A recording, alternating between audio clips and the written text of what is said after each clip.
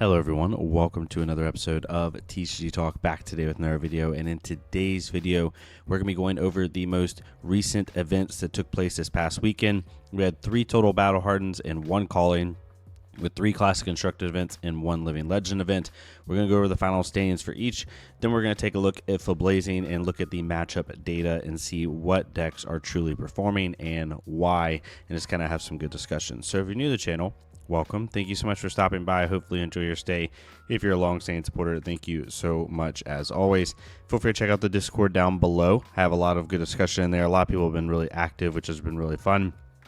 ProQuest season is coming up. Any questions you may have, definitely it's a kind of a judgment-free environment. You know, if you have some wacky ideas, definitely feel free to put them in there. I also have a creator worksheet that if you want to, if you don't like my content, maybe it's not for you, or maybe, you know, you want more, different types. I have a creator worksheet that has Grand Archive, it has Flesh and Blood, it has Alpha Clash content creators on it down below. Definitely go check out somebody, follow them. It's categorized by what type of content they do, all that stuff. So, also, I don't really mention my channel membership, or when I do, it's like super in passing. But if you ever want to support the channel in a different way, I do have a channel membership that gives you special access in the Discord. I don't do a lot of bells and whistles on it, which is why I don't promote it a ton, because I know with my brain in my life, I won't be able to uphold a lot of stuff, or I would like to, but I can't just because of time. But if you ever want to support the channel a different way, you can. But if not, your view is more than enough. I love doing this regardless. And we'll get right into it. So we had the Battle Hardened Osaka, the Calling Hamburg, and then we also had the Battle Hardened Sonoma. The Calling Hamburg also had a Living Legend Battle Hardened attached to it, so we'll talk about these 3 events. The first one's the Calling Hamburg. I believe, if I remember correctly, this was the biggest standalone Calling, like not attached to like World Premiere or Pro Tour or something like that. It had like over 500 people, I think. I'm pretty sure I'm remembering that correctly. But regardless, super cool Calling to watch. Arthur Trehay, Pro Tour winner, ended up taking it on Verdance. We'll see when we get to the Fablazing data that Verdance is just by far and away the best deck right now in terms of complete matchup spread and guide and stuff like that, and like what she's good into. If you want to have the best chance at winning into like all the field, she's probably the best hero to pick right now. But we have Verdance at first, Dash.io got second, then we had an Acilio, 2 Syndras, a Fang, another Verdance, and a Victor. Seeing Victor in the top 8 is really cool. Victor's kind of been that, is Victor playable, is Victor not? Can we make a list that works with all the new Clash cards and some of the new upgrades? It seemed like Victor would have a good chance. Hasn't quite converted that way, but seeing it in a top 8 at a Calling is very good to see. So no real surprises here from a hero perspective. Victor's probably the biggest one. Fang still, I think, has a lot of game and a lot of things. The Earth Rise does hurt Fang a little bit, but I think Fang can really prey on some stuff. Syndra continuing to do well, the best, worst deck ever. We see some good and some bad from her, but Arthur Trehay ended up taking the Calling Hamburg. And then we had the Battle Hardened Osaka final standings, where Justin took it on Gravy Bones over Syndra. We also had, 2 what looks like to be 1 Verdance in there, 2 Kasai, 2 Gravy Bones, a Syndra, a Kano, and a Florian. So Gravy Bones, was Gravy Bones even in this one? Gravy Bones wasn't even in the top 8 in the Calling Hamburg, and then we see 2 Gravy Bones in the Battle Hardened. When it comes to the top of the meta, we are seeing 3 decks kind of perform really well. Gravy Bones, Verdance, and Syndra. After that, it's a little bit of a drop-off, but we do have, I would say, like 5 to 10-ish heroes that make complete sense if you're trying to win a big event, which is really nice. It's just those 3 are kind of like a cut above the rest. Gray Bones ended up taking it. The most surprising here is probably Kasai. I know Kasai has gotten some upgrades, and some people are really high on the hero. We just haven't seen it convert yet, but we do see players like Pudding, which makes me sad. I wish Pudding was on Katsu, but I understand. Pudding and Yuki end up getting top 8 with Kasai. Then we saw Kano up in here. Also, I'm not covering ProQuest data today. Just so much information here. But Kano is got 24 points in week 1 of ProQuest Season 1. And if Kano, I know those Kano players can't play in ProQuest anymore, so we'll see how the data changes. But if Kano continues to get the same amount of wins every week throughout ProQuest season, he will Living Legend during ProQuest season, which is pretty nuts. like to the exact week. Anyway, we did see Gravy Bones take the Battle Hardened, and we had the Battle Hardened Sonoma, which is the most spicy one of all. Taylor Morrow, if anyone's not aware of Taylor, he is the beautiful mustached individual on the Attack Action podcast. I'll try to remember to link it down below. They do great content. I'm sure they're coming out with a deck tech. He has been a long-standing Arachne Huntsman player. Did pretty well even at Worlds with Huntsman, comparatively for Huntsman. And ended up getting second at a Battle Hardened on Arachne Huntsman, which just blew up the internet the Flesh and Blood internet in terms of like, holy crap, this Huntsman player just got second. Well, Taylor's one of the best Huntsman players in the world. Ended up having a really cool deck list. I'm not going to go over like card for card. Oh, of course it's not working. They're having some weird deck list issues with this new website. The deck list is up, like you could see it, but he's running things like red double trouble, blue double trouble, doing some really cool things with some slight stealth package. Really awesome to see. But other than Taylor, we ended up having three Verdances actually, one Syndra, a Florian, and a KO, and then a Dorinthia Iron Song. So really kind of, even though we did have three Verdances, we have, a wide array of heroes in this Battle Hardened top 8. So really, really cool. We also had the Living Legend Battle Hardened, where Zen, Tamer of Purpose, took it over a army of Rune Blades, literally 6 Rune Blades in the top 8, a new, and then a Zen. We just recently had the Living Legend ban restricted announcement where they banned Zephyr Needle. They banned, they restricted Count Your Blessings, and then they unrestricted Warmonger's Diplomacy to try to hold back the Iras and the Zens of the world from just taking over. So I think Chain's going to have some trouble moving forward with the Warmonger's Diplomacy. Viserai and Briar can kind of play around it, in my opinion. Viserai can play around it the most. So I think Viserai will benefit a lot from this.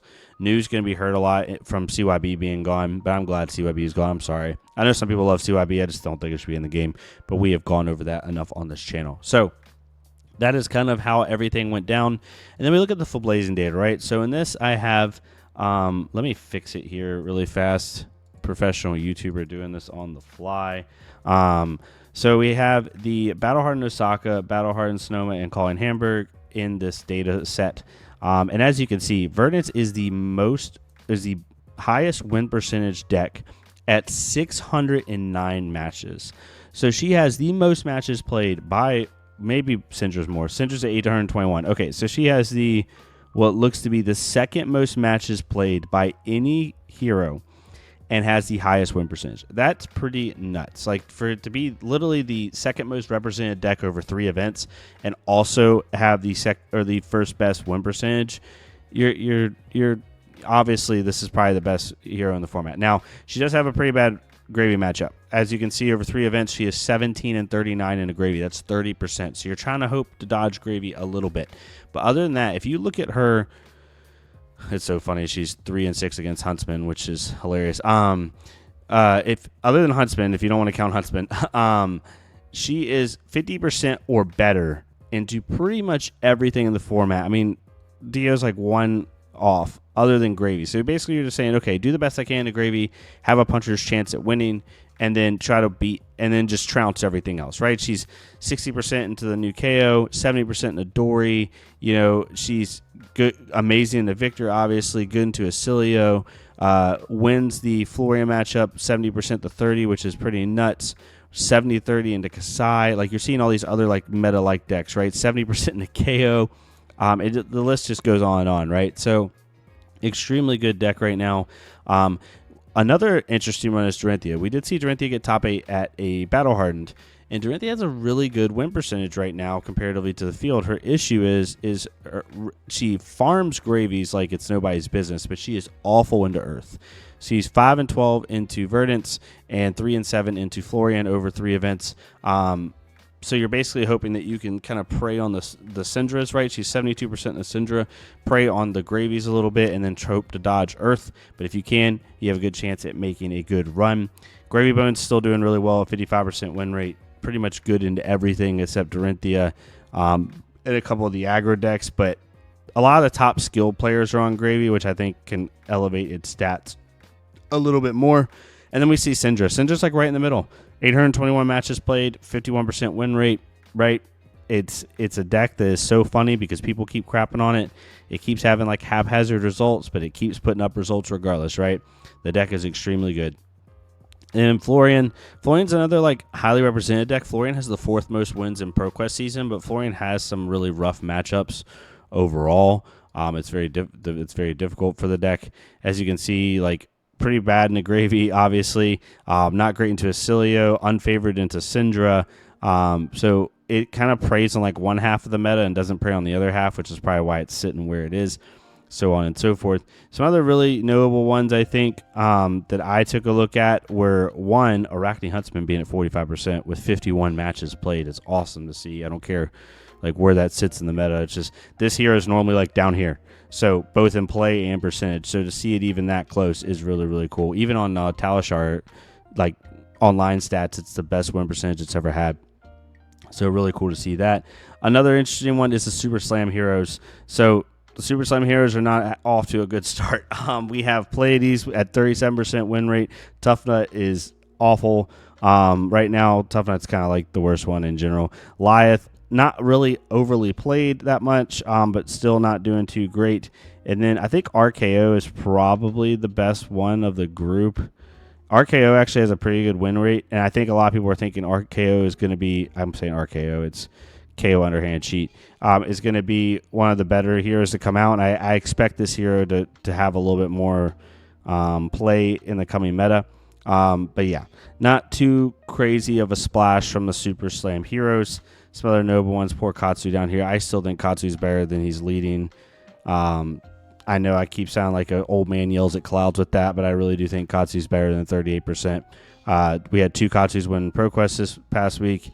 I think the hero is in a good spot because it can prey on some of the top of the meta. It's very good in the Syndra. It's very good in the Gravy. It can win against Verdance. It does just fine. Florian's its like most rough matchup at the top. I think it's better than it is, but that's just me. And then finally, Arachne slipped through the cracks. Fall from Grace. Who knew one card would change this deck so much? Turns out Take Up the Mantle and the Bonds of Agony is good. So only 69 matches played in three events, which is super low for a deck that was like top 3 represented. 37% win rate too. Just absolutely killed the deck, which is pretty nuts to see. So moving forward, I think we're going to see a lot of the same. You're going to see a lot of Verdance, a lot of Gray Bones, a lot of Syndra. That's going to be your mainstay players. You might see 1 or 2 decks kind of go up and around, depending on how things work out. ProQuest season is reflecting that too. The top 3 winningest decks were Gravy Bones first, Syndra, and then Verdance, I think. And then Florian was 4th. So we're also seeing kind of the side note I wanted to say is the block from Mistveil to High Seas is the most overtuned block, and that's not like me complaining, it's just me stating it. It's the most overtuned block in Flesh and Blood history, right? Like if you think of like all the heroes that are winning right now, they're all coming from sets Mistveil and sooner, right? You have Mistveil, which all 3 heroes were broken. You have Hunted, which has Syndra. It has at one point Arachne Marionette, even slipped through the cracks. You have Rosetta, which has Verdance and Florian, and Acilio doing really well, and then you have High Seas, which is mostly Gravy, right? But we're seeing some semblance from some other decks. Like it's funny. Like I would venture to, I guarantee you, without looking at any data, I would venture to say 70 to 80% of the wins of all major events since Mistveil's release have been from a set Mistveil or sooner. So it is what it is. But super excited to see how the format goes. My first ProQuest is this Sunday. I'm deciding between Katsu and Huntsman. I have 2 ProQuests I'm doing this season. If I don't obviously somehow win the first one, which I'm trying to do, I might split and do Huntsman one and Katsu the other. We'll see. Or I might end up just doing. I'm really enjoying Katsu right now. Huntsman's super fun, but I'm really enjoying Katsu with Tempest and the Kadachi package and stuff. So probably end up playing that. But yeah, let me know what your thoughts are down below on the events, where you see the meta sitting, kind of where things are at. I think we're in a pretty healthy spot, right? We have a lot of decks that are playable. We do have decks that are kind of a cream above the rest, cream above the top. But I do think that there's a lot of different ways you can take this meta. So overall, good job on LSS from keeping this format in a fun and stable environment. and I'm excited to see what it does moving forward. But thank you all so much for watching this. If you like this type of content, please leave a like, comment, or subscribe. If not me, it's completely fine. Go to another creator, leave a like, comment, subscribe. I have that creator worksheet down below. Please pick one out. Lots of people are doing a lot of cool stuff. And yeah, I'll see y'all next time on TCG Talk. Thank you all so much.